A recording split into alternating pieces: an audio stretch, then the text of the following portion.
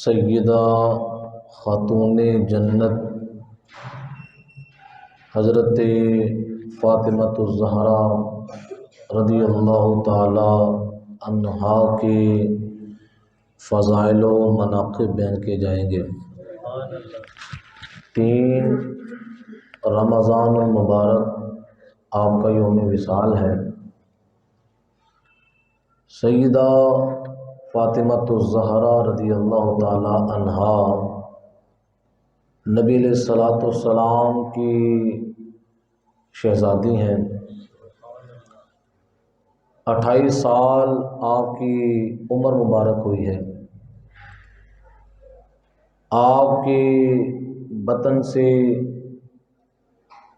آپ کی جو اولاد ہے ان کی تعداد 6 ہے، 3 بیٹے اور 3 بیٹیاں۔ بیٹے حضرت امام حسن، حضرت امام حسین، حضرت محسن، بیٹیاں حضرت زینب، رقیہ اور ام کلثوم۔ اللہ تعالیٰ نے آپ کو بڑی شانوں سے نوازا، اور یہ شانیں ایسے نہیں ملتی۔ نبی کریم صلی اللہ تعالی علیہ وسلم کی لخت جگر تو ہیں، لیکن کائنات کے اندر ایک ایسی تقوی کی مثال قائم کی کہ قیامت تک کے لیے لوگوں کے لیے وہ ہدایت کا ذریعہ ہے۔ انشاءاللہ میں آپ کے فضائل اور مناقب کے اندر کچھ ایسی باتیں کروں گا۔ آج ہمارے معاشرے کے اندر لوگ صرف اور صرف شخصیات کی فضیلتوں پر اکتفا کرتے ہیں۔ بھائی یہی سمجھتے ہیں کسی اللہ کے نیک بندے یا نیک بندی کی فضیلت کو بیان کر دینا یہ صرف کافی ہے۔ اس سے اگلا مرحلہ بھی ہے کہ ان کی زندگیوں کو اپنایا جائے۔ ساری زندگی انہوں نے اللہ اور اس کے رسول کے احکامات پر عمل کیا، اپنی راتوں کو، اپنے دنوں کو اللہ اور اس کے رسول کی اطاعت کے اندر گزارا۔ اس کی طرف ہماری توجہ نہیں ہوتی، صرف اور صرف یہ ہے آج رسمی طور پر یہ سلسلہ ہو جاتا ہے، زیادہ جذبہ ہو تو لوگ کوئی چیز بنا لیتے ہیں، بنا کر فاتحہ کہی اور اس بزرگ شخصیت کو اصال ثواب کر کے یہ سمجھ لیا کہ میں ڈیوٹی سے فارغ ہو گیا۔ حالانکہ یہ ڈیوٹی، یہ صرف ڈیوٹی نہیں ہے، اس سے آگے ایک اور مرحلہ ہے کہ ان کی زندگیوں کو اپنایا جائے، ان کی پیروی کی جائے کہ اللہ تبارک و تعالی نے کائنات کے اندر انہیں کیسا مرتبہ مقام عطا فرمایا کہ جن کا جنازہ اٹھایا گیا تو کسی غیر محرم کی نگاہ نہ پڑی، اور باقاعدہ وصیت فرمائی کہ میرا جنازہ رات کے اندھیرے کے اندر اٹھانا۔ اسلام کی یہ بھی خاتون ہیں جو رسول اللہ صلی اللہ علیہ وسلم کی جو شہزادی ہیں، ایسا پردے کا نظام قائم کیا، اپنے خاوند کی خدمت بھی کی، اپنے بچوں کے حقوق کو بھی ادا کیا۔ حالانکہ بچے بھی تھے، آج عورتیں کہتی ہیں بچوں کو سنبھال لیں یا نماز پڑھ لیں، ایک ہی کام ہو سکتا ہے۔ کئی عورتیں یہ بہانہ بناتی ہیں کہ میرے کپڑے پاک نہیں رہتے، بچہ بار بار پیشاب کر دیتا ہے، لہذا دل تو میرا بڑا کرتا ہے نماز پڑھوں، لیکن کیا کروں، بچہ پیشاب کر دیتا ہے۔ تو ایسی عورتوں کے لیے سیدہ فاطمہ الزہرا رضی اللہ تعالی عنہا کی جو سیرت ہے اس کے اندر نمونہ ہے کہ جن کے بچے بھی کتنے عظیم ہوئے، امام حسین رضی اللہ تعالیٰ عنہ جیسے کہ جنہوں نے کربلا کے میدان کے اندر جا کر باطل کے سامنے کھڑے ہو گئے اور ایسی حق کی اذان کہی کہ آج تک جو ہے حضرت امام علی مقام نے جو پہرا دیا تھا اس پہرے کی اتباع کے اندر حضور علیہ الصلوۃ والسلام کی امت کے آج بھی افراد موجود ہیں. ایسا جاندار کردار ادا کیا حضرت امام علی مقام امام حسین رضی اللہ تعالیٰ عنہ. تو ظاہر بات ہے بچہ یا بچی ہو وہ تربیت کہاں سے لیتے ہیں؟ ماں باپ سے لیتے ہیں نا. ماں باپ کا بڑا کردار ہوتا ہے بچوں کی زندگی سنوارنے کے اندر. ماں باپ کا بڑا کیا ہوتا ہے؟ کردار ہوتا ہے. ماں باپ کی جس طرح کی سوچ ہوتی ہے وہ سوچ جو ہے بچوں کی شخصیت پر بڑا اثر کرتی ہے.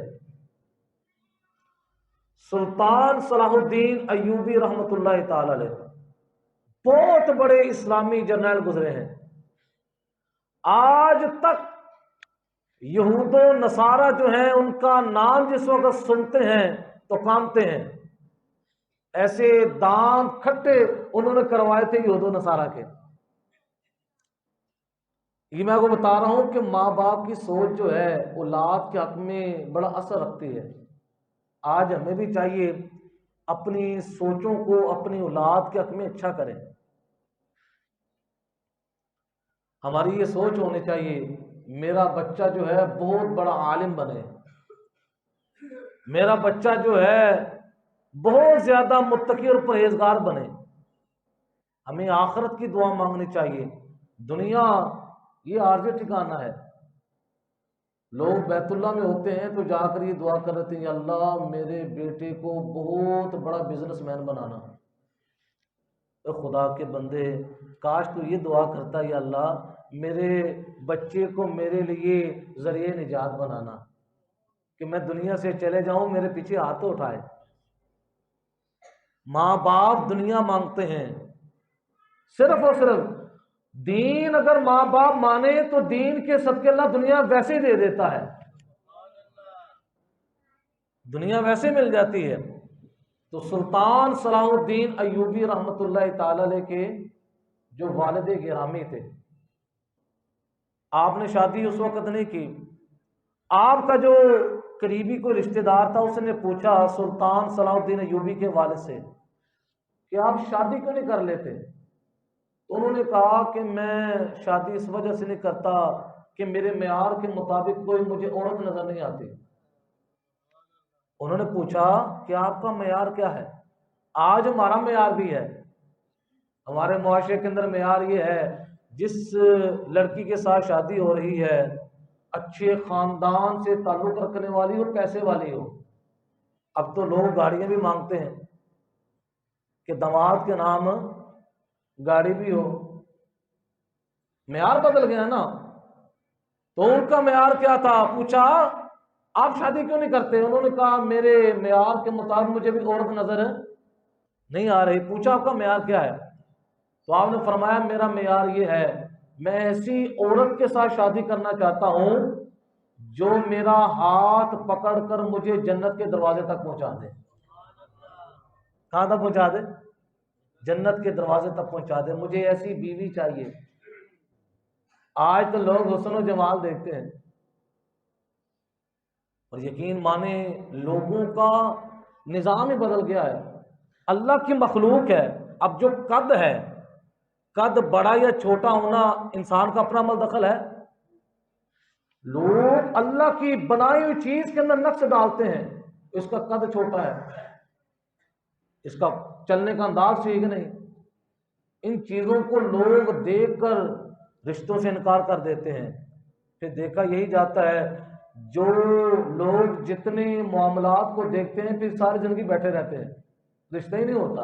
اللہ ناراض ہو جاتا ہے.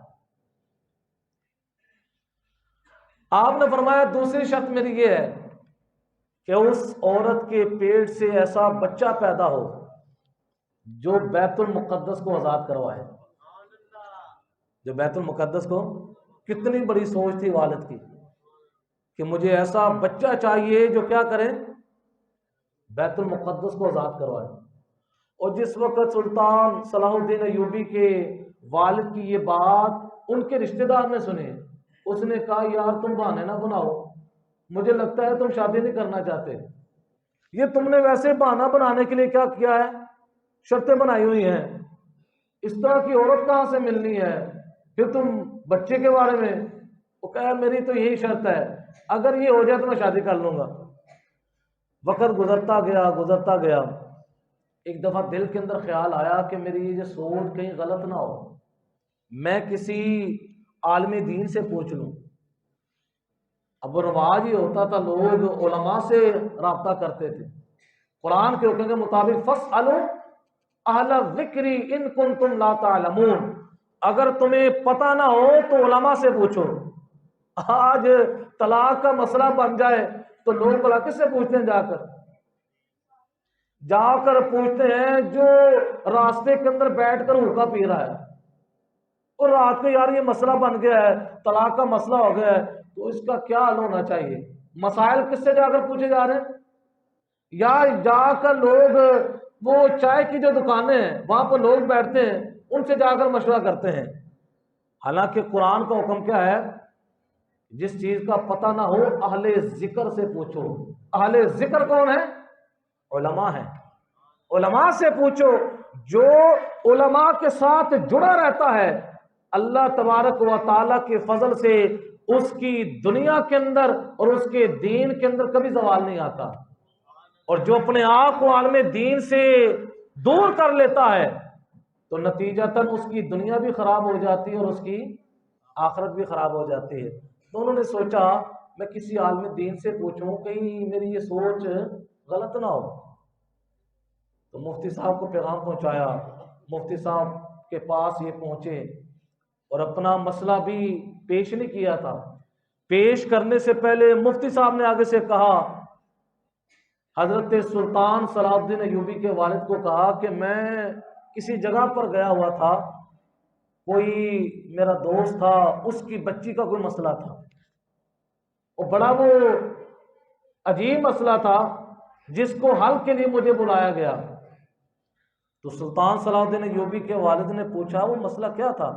کہنے لگے وہ مسئلہ یہ تھا، وہ بچی کہتی تھی کہ میں نے اس لڑکے کے ساتھ شادی کرنی ہے کہ جو لڑکا میرا ہاتھ پکڑ کر جنت کے دروازے تک پہنچا دے،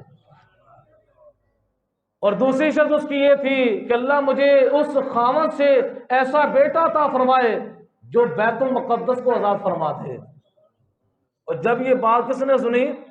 سلطان صلاح الدین ایوبی کے والد نے سنی، اور ان کا مفتی صاحب یہی مسئلہ تو میرا تھا، میری بھی یہی شرط ہے۔ اور کیسا قدرت کا کرشمہ ہے، تار سے تار جڑ گئی، مل گئی۔ آپ نے کہا آپ میرا یہاں پر رشتہ کروا دیں، میری شرط پوری ہو گئی ہے۔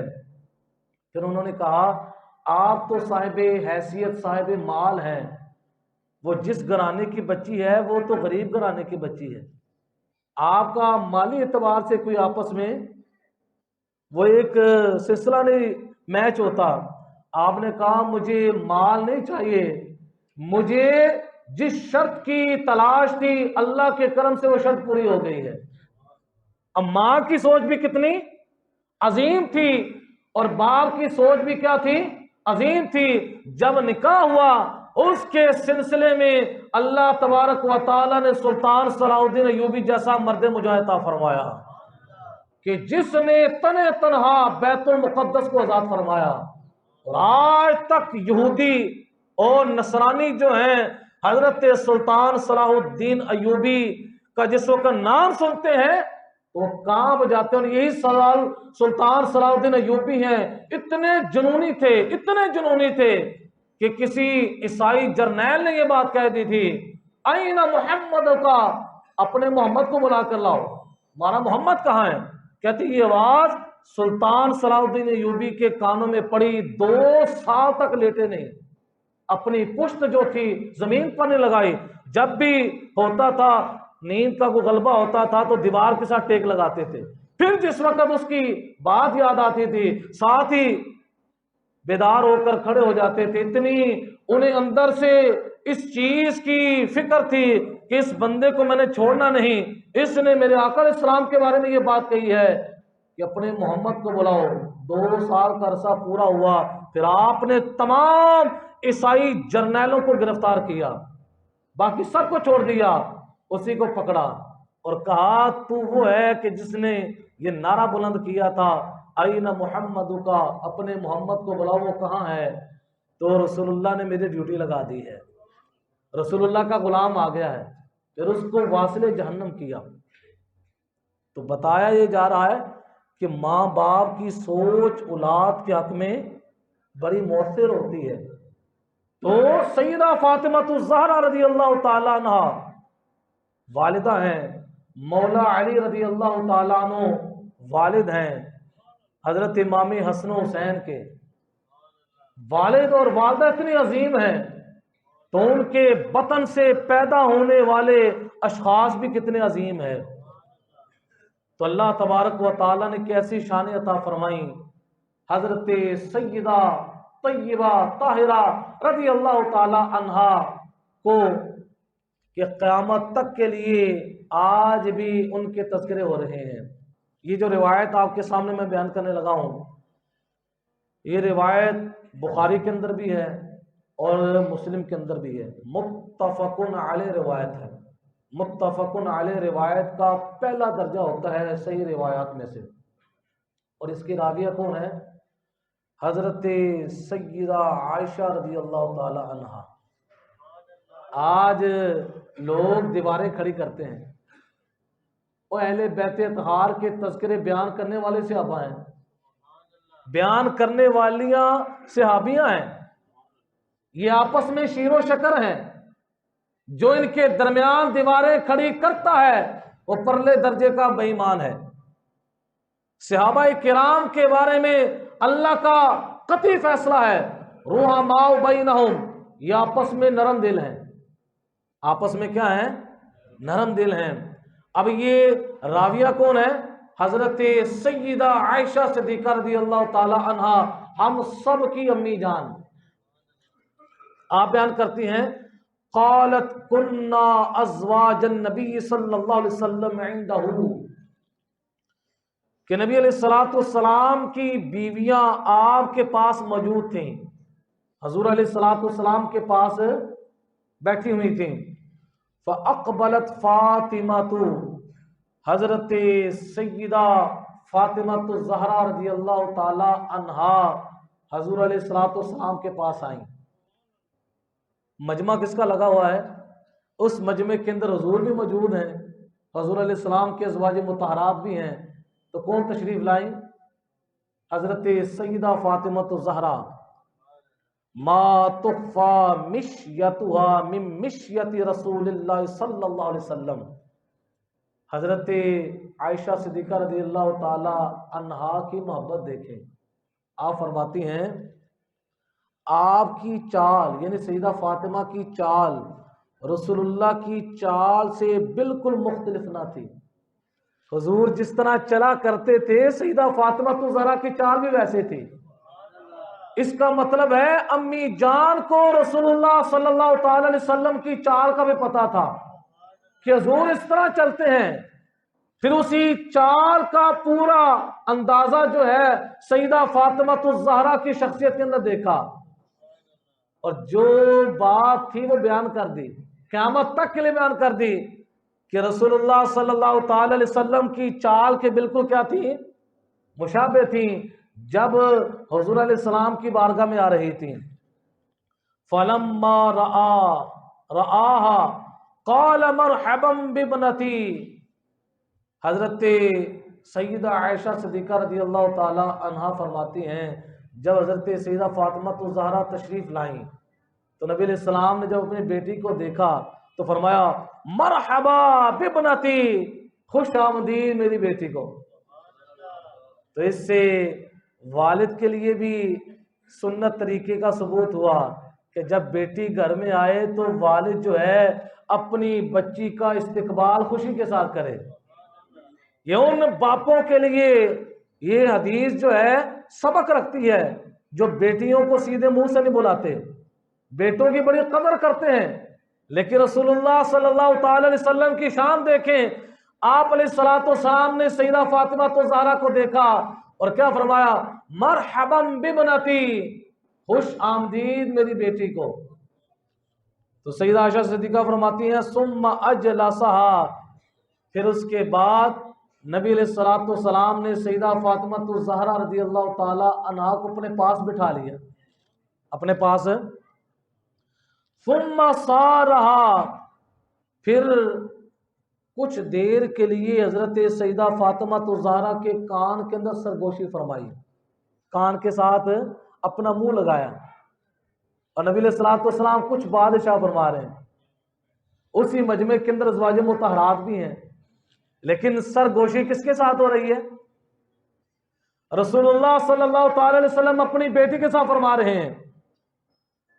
کہتے جب پہلی دفعہ سرگوشی فرمائی فبکت بکاء شدیدا، تو حضرت سیدہ فاطمہ الزہرا رضی اللہ تعالی عنہا وہ بات سن کر بہت سخت رونا شروع ہو گئے، آپ کی آنکھوں کے اندر آنسو آ گئے، زاروں قطار رونا شروع ہو گئی۔ جب روتی جا رہی ہیں فلما رأى حزنها، نبی علیہ الصلوۃ والسلام نے اپنے بیٹی کا غم دیکھا۔ باپ جب بیٹی کا غم دیکھے تو باپ سے برداشت نہیں ہوتا، رسول اللہ نے غم دیکھا کہ میری بیٹی جو ہے وہ غمزدہ ہو چکی ہے، پھر کیا کیا؟ سارہ ثانیتا، نبی کریم صلی اللہ تعالی علیہ وسلم نے پھر دوبارہ سرگوشی فرمائی۔ کیا فرمائی؟ دوبارہ کان کے اندر سرگوشی فرمائی۔ فَإِذَا هِيَ تَضْحَكُ، حضرت سیدہ فاطمہ الزہرا رضی اللہ تعالی عنہا مسکرانا شروع ہو گئی۔ اس سے یہ بھی معلوم ہوا کہ باپ کے لیے ہے کہ اگر کوئی ایسی بات ہو جائے جس سے بچی رنجیدہ ہو جائے تو بچی کو اسی غم پر نہ رہنے دے، بلکہ کوشش کرے اس کے غم کو دور کرنے کی۔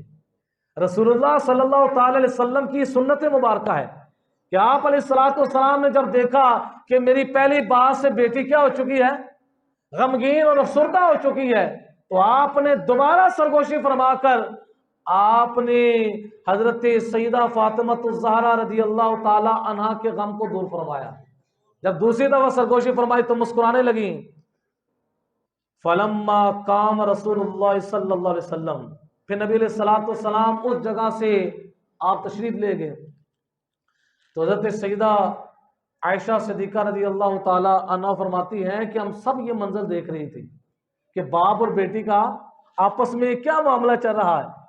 کہتے جب رسول اللہ صلی اللہ علیہ وسلم اس مجلس سے تشریف لے گئے، سألتها عما سارکی، تو میں نے اسی سرگوشی کے بارے میں پوچھا۔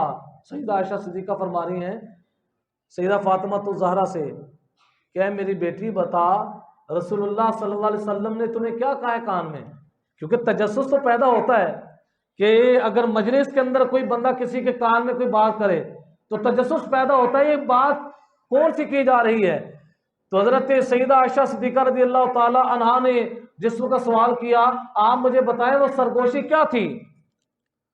قالت ما كنت لأفشی علی رسول اللہ صلی اللہ علیہ وسلم سرہ، تو حضرت سیدہ فاطمہ الزہرا رضی اللہ تعالی عنہا آگے سے بولیں کہ میں رسول اللہ صلی اللہ علیہ وسلم کے راز کو فاش نہیں کر سکتی، یہ حضور کا راز ہے، کیونکہ آپ نے اپنے علم سے جان لیا تھا کہ اس بات کو نبی علیہ الصلوۃ والسلام کی زندگی کے اندر بتانا مناسب نہیں ہے، یہ بابا جان کا راز ہے، اس کو راز ہی رہنے دیا جائے اس کو۔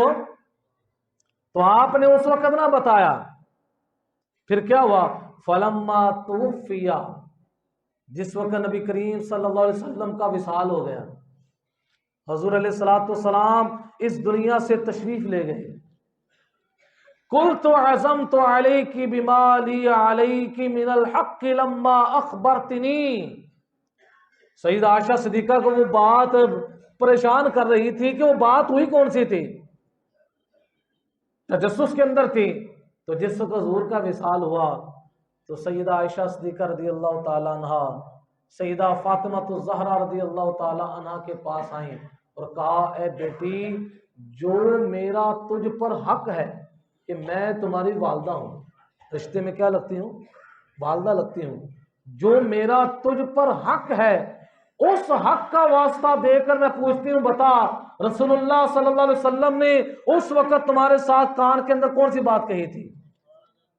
اب یہاں پر حق دے کر سوال کیا جا رہا ہے۔ آج لوگ سیدہ فاطمہ الزہرا کے فضائل تو بیان کریں لیکن ان کی امی جان سیدہ عائشہ صدیقہ رضی اللہ تعالی عنہا کی شان کے اندر بکواس کریں تو ایسے لوگوں کا سیدہ فاطمہ کے ساتھ کوئی تعلق نہیں ہے۔ یہ اہل سنت کی شان ہے کہ جو سیدہ فاطمہ الزہرا کے فضائل بھی بیان کرتے ہیں اور ان کی امی جان سیدہ عائشہ صدیقہ رضی اللہ تعالی عنہا کے فضائل بھی بیان کرتے ہیں۔ کچھ لوگوں نے تو صرف یہ سمجھا ہے کہ اہل بیت کی غلامی کیا ہے، صرف سیدہ فاطمہ کے فضائل کو بیان کرنا اور ان کی امی جان کی جس وقت بات آئے تو کمزور باتیں کرنا، کیا کرنا؟ کمزور ترین گفتگو کرنا۔ تو یہ اہل سنت کی شان ہے کہ جو سیدہ فاطمہ الزہرا رضی اللہ تعالی عنہا کی شانوں کو بھی بیان کرتے ہیں اور ان کی امی جان کی شانوں کو بھی بیان کرتے ہیں۔ تو جس وقت سیدہ عائشہ صدیقہ نے یہ کہا اب مجھے بتائیں خدا نہ خواستہ اگر ایسی ویسی بات ہوتی، کوئی ناراضگی والی باتیں ہوتی تو سیدہ فاطمہ الزہرا آگے سے کہہ دیتی کہ میں نے نہیں بتانا، چاہے آپ مجھے اپنے حق کا واسطہ دے کر۔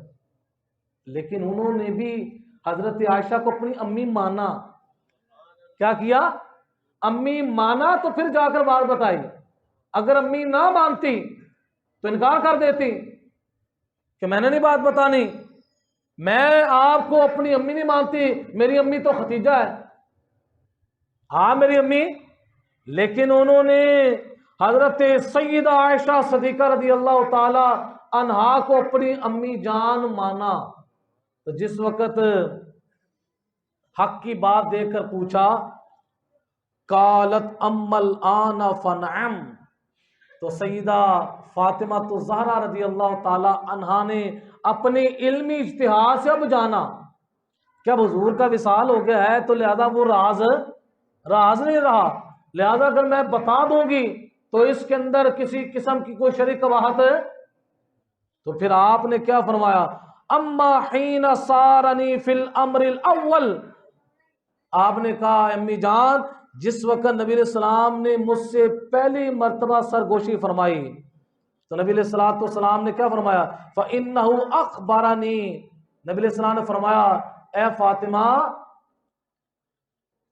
مجھے جبرائیل رمضان المبارک کے اندر میرے پاس آتے تھے اور قرآن پاک کا ایک دفعہ دور کیا کرتے تھے۔ کیا کیا کرتے تھے؟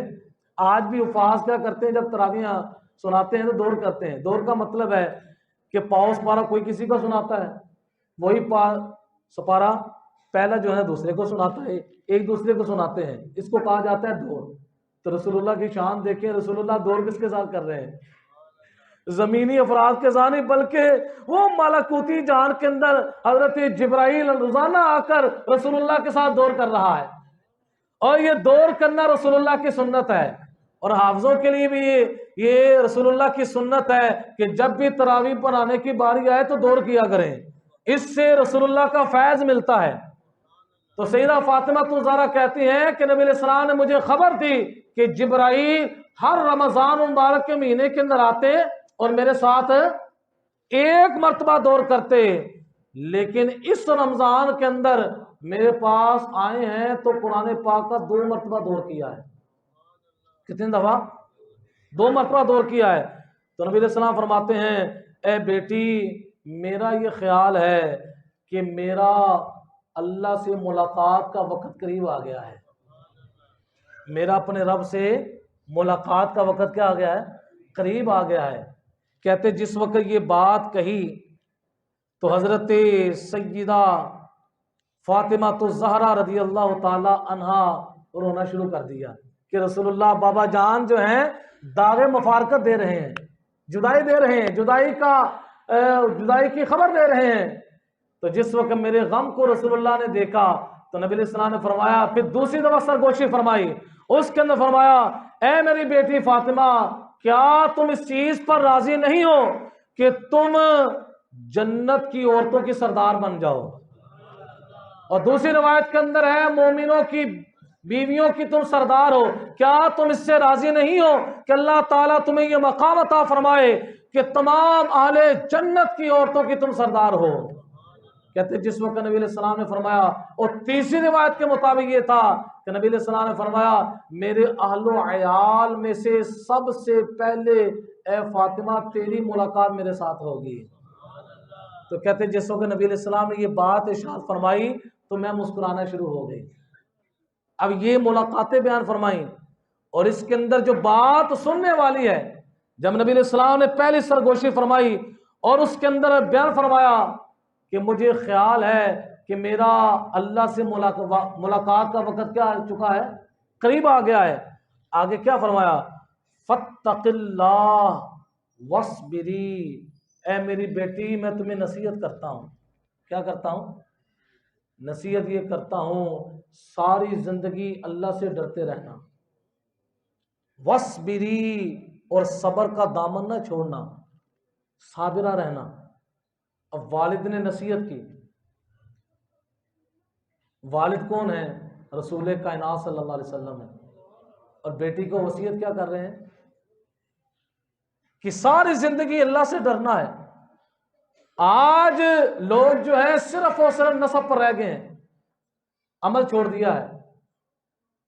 آج دیکھ لیں لوگ کہتے ہیں میرا والد بہت بڑا پیر تھا، بہت بڑے ولی کامل تھے، میں ان کی اولاد میں سے ہوں۔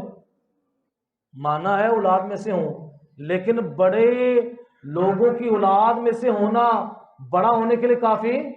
بتاؤ انہوں نے ساری زندگی اللہ کو راضی کیا، اللہ کے نبی کو راضی کیا، تمہارا کردار کیا ہے؟ اس حوالے سے کردار زیرو ہے۔ لیکن رسول اللہ صلی اللہ علیہ وسلم کی شہزادی کا حال دیکھیں کہ عبادت کے ساتھ اتنی جڑی ہوئی تھیں کہ جس وقت رات کو سجدے کے اندر پڑھتی ایک سجدہ مکمل نہیں ہوتا تھا کہ رات گزر جاتی تھی، اور اللہ سے عرض کرتی تھی مولا اتنی چھوٹی راتیں ہیں کہ فاطمہ کا بھی سجدہ مکمل نہیں ہوا۔ یہ رسول کائنات کی صاحبزادی اور شہزادی ہیں، اتنا عبادت کے ساتھ تعلق ہے، اتنا عبادت کے ساتھ وہ جڑی ہوئی ہیں، اور رسول کائنات صلی اللہ تعالی علیہ وسلم ارشاد فرماتے ہیں اے بیٹی فاطمہ اللہ سے ڈرتی رہنا اور صبر اختیار کرنا۔ کیا کرنا؟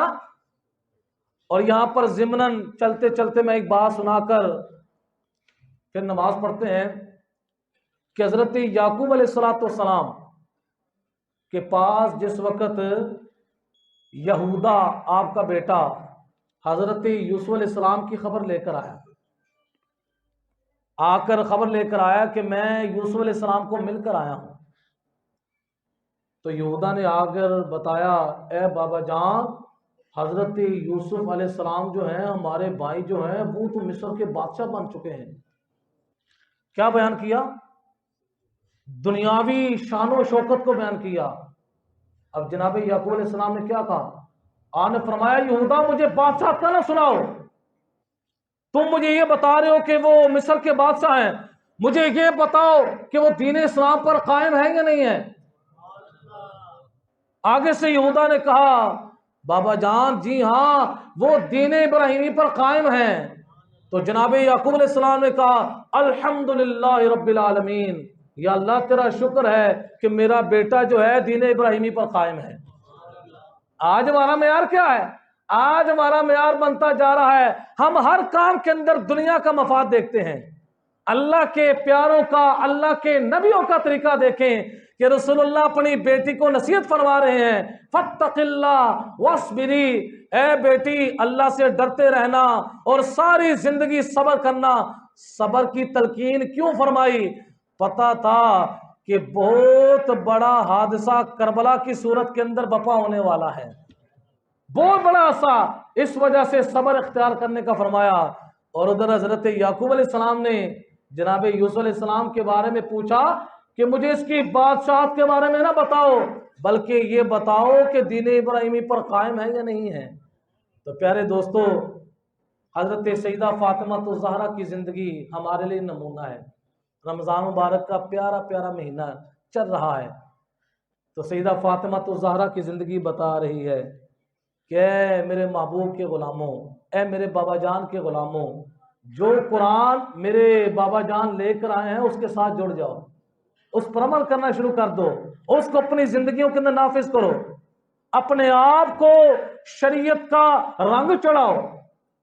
آج ہمارا معاشرہ جو ہے قرآن سے دور ہوتا جا رہا ہے، سنت سے دور ہوتا جا رہا ہے، تو سیدہ فاطمہ الزہرا کی زندگی بتا رہی ہے، ان کی سیرت بتا رہی ہے کہ ہمیں قرآن سے جڑ جانا چاہیے، رسول اللہ کے فرمان سے جڑ جانا چاہیے۔